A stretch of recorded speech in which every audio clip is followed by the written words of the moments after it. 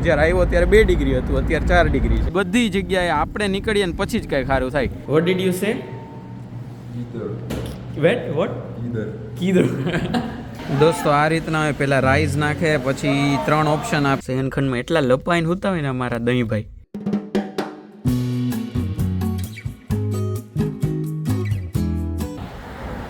બસ દોસ્તો આટલો જ કંઈક પવન છે ને એ પવનમાં હું હાલતો જાઉં છું. તમારું મસ્ત એક નવા વિડીયોમાં સ્વાગત છે બધાને. જય શ્રી કૃષ્ણ. એક પહેલો ક્લાસ પતાવ્યો, અત્યારે 9 થી 12નો ક્લાસ હતો એટલે એ પતાવીને અત્યારે ઘરે જાઉં છું. સાંજે એક ક્લાસ છે પાછો 6 થી 9.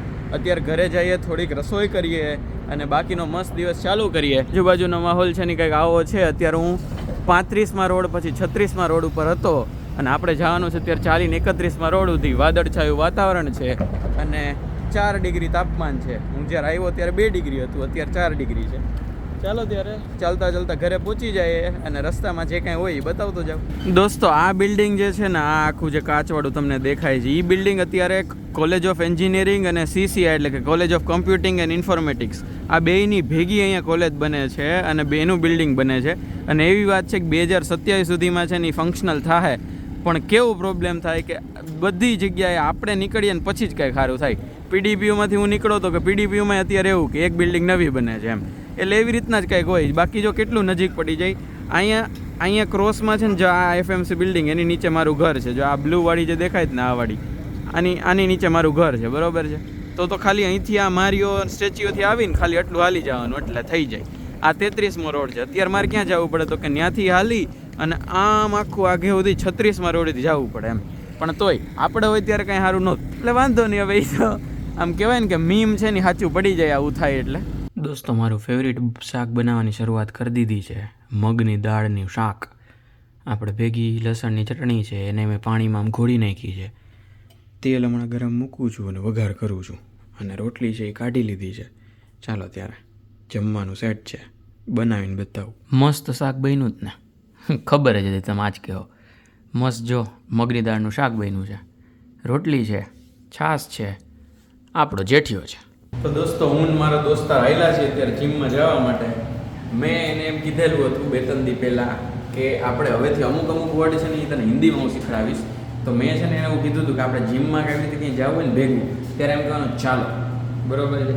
તો મેં એને અત્યારે ચાલો પૂછ્યું. What did you say? Wait vote?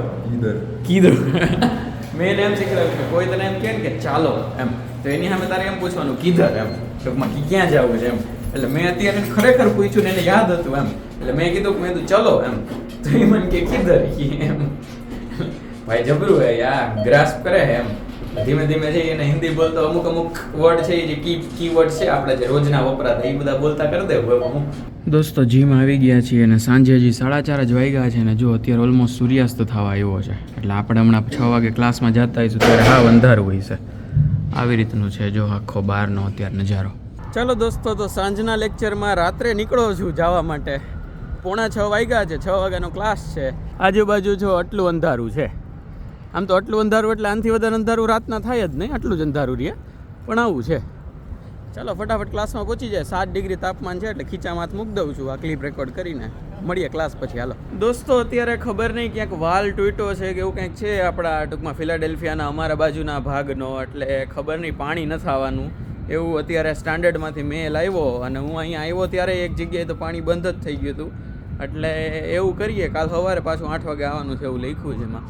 એટલે એવું કરીએ કે અત્યારે આપણે ચીપોટલેમાંથી બરીટો બાઉલ લેતા જાય એટલે અત્યારે જમાઈ જાય અને કાલ બપોરનું થઈ જાય. કાલે હજી જો પાણી ન આવ્યું તો કાલ બપોરનું થઈ જાય અને વાસણ કાંઈ બગડે ને એટલે ધોવાની કાંઈ મગજમારી નહીં. એ ઓલા ડિસ્પોઝેબલ હોય એટલે ખાઈને ફેંક દેવાનું. એટલે એના માટે બસ હાલો એ લેતા જાય.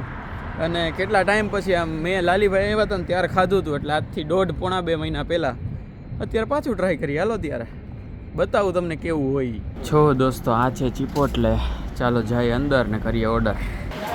દોસ્તો આ રીતના હોય, પહેલાં રાઈસ નાખે, પછી 3 ઓપ્શન આપે કે આપણે ઓલા રાજમા છે એ, બીજા હજી ચણા છે એ ને એ બધા ઓપ્શન, પછી પ્રોટીનના ઓપ્શન, પછી વેજીટેબલ ને એવું બધું આપણે એવું, પછી આગળ સોસ ને એવું બધું હોય. એટલે આ રીતનું આખું હોય ને તમારું આખું એક બાઉલ બનાવવાનું. તમે કહેતા જાઓ ને એટલું નાખતા જાય. એટલે ચાલો આપણે આપણું બાઉલ જો અવડું બાઉલ આવે હવે હું મારું બાઉલ બનાવી લઉં ને પછી હું તમને મળું. ચાલો આપણું બાઉલ બનાવીને નીકળી ગયા છીએ. આપણને આ પડ્યું છે $9.88 2 ટાઈમ હાલે એવડું છે ટૂંકમાં, એટલી સાઇઝનું. મારે તો 2 ટાઈમ હાલી જાય છે. અત્યારે આપણે જઈએ છીએ જાયન્ટ હેરલૂમ માર્કેટ. ત્યાંથી આપણે લેવાનો છે દહીંનો ડબ્બો. દહીં હું છે એ મેળવું છું, પણ જ્યારે આપણે ઓલા પરોઠા ભેગું કે એમ ખાવું હોય, પછી પુલાવ ભેગું ખાવું હોય, તો એના માટે છે હું આ દહીં લાવું છું. એટલે ઓલાની ખાલી છાશ જ કરવાની, હું મેળવું એની, અને બાકી ખાવા માટે આ દહીં. ચાલો ત્યારે લઈ લઈએ ને પછી ઘરે જઈએ, અને પછી બાઉલ બતાવું તમને ખોલીને કેવું છે એ. જો દોસ્તો, આ આપણે દહીં લીધું છે, આ આપણે સ્કેન કર્યું, 279 પે કરવાના છે, બરાબર. હવે ફિનિશ એન્ડ પે, કન્ટિન્યુ, કે બેગ લીધી નથી એટલે એન્ટર, પછી ડોનેટ. મજાક કરતા આ લોકો.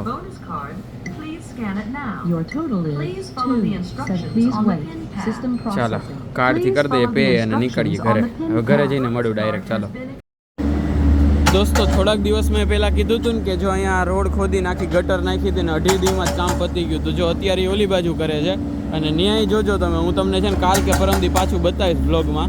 આ છે ની કામકાજી એને હમણાં જ પતાવી દે આ લોકો, જલ્દી જ.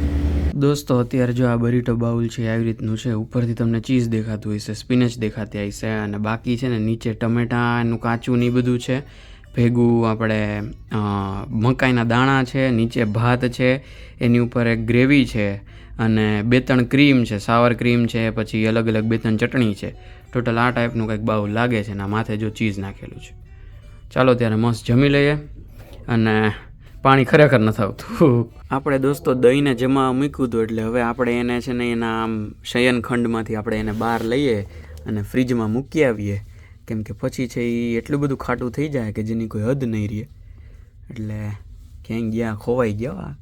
શયનખંડમાં એટલા લપાઈને હોતા હોય ને અમારા દહીંભાઈ. આ જો નીકળ્યા. ચાલો જોઈએ કેવું થયું છે.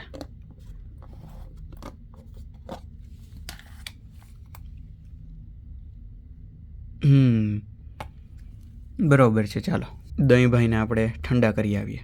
દોસ્તો, અત્યાર સુધી તો આમ બધા હાથ ને મોઢું ને બધું ખુલ્લું રાખીને હલાવી દીધું, પણ જુઓ તમે આ બધું છે એ ફાટી ગયું છે. અને મોઢું ખુલ્લું રાખ્યું એને લીધે હોઠની પથારી ફરી ગઈ છે.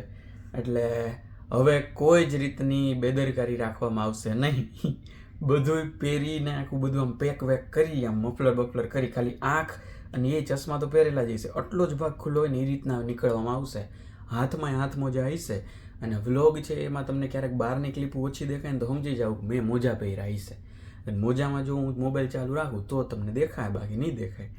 અને આજે આપણે આ ટ્રીમરભાઈને ખરીદ્યા હતા, એટલે એ આપણી પાસે પહોંચી ગયા છે. એટલે થોડાક દિવસમાં હું તમને માણસ જેવો દેખાઈશ, અત્યારે જેવો છું એનામાંથી. એટલે યસ, આવી રીતનું છે.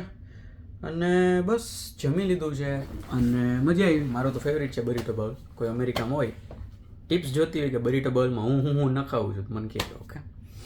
અને બાકી તમે અહીંયા આવશો ત્યારે તો હું તમારે ભેગો જ આવીશ, તમે મને ખવડાવજો. એવું તો નહીં કહું કે હું તમને ખવડાવીશ, કેમ કે